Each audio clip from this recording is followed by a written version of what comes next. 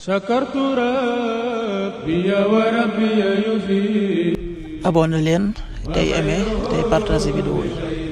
bi xayrihi laysa yufi.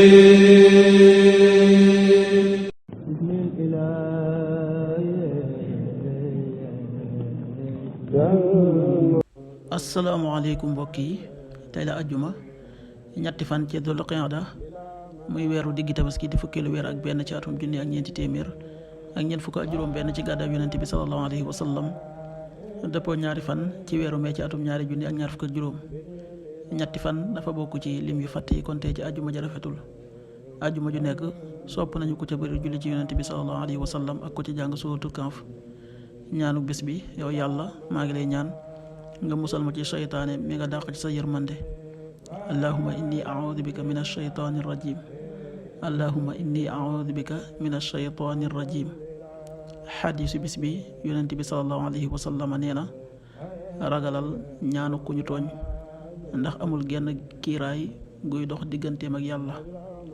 xadiis bi Buxaari ak Muslim nettali nañ ko. qaala rasulullahi sallallahu alayhi wa sallam: ittaqi da'watal mazlum fa innahu laysa baynahu wa bayna allahi xijaab. rawaahu Buxaari wa Muslim.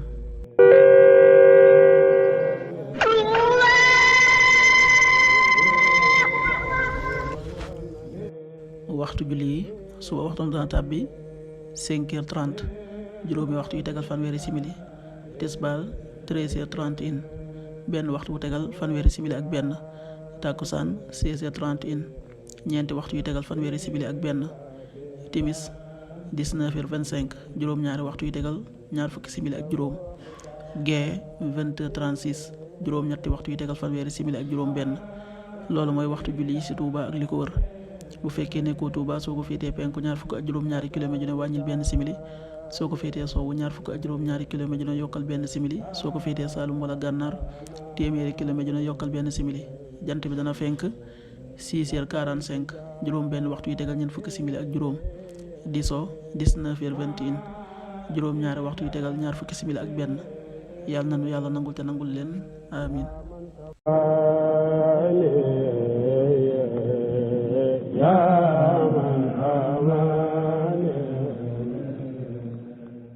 sakartu rabbi wa rabbi yufi. abonné leen tey aimé tey partagé vidéo yi.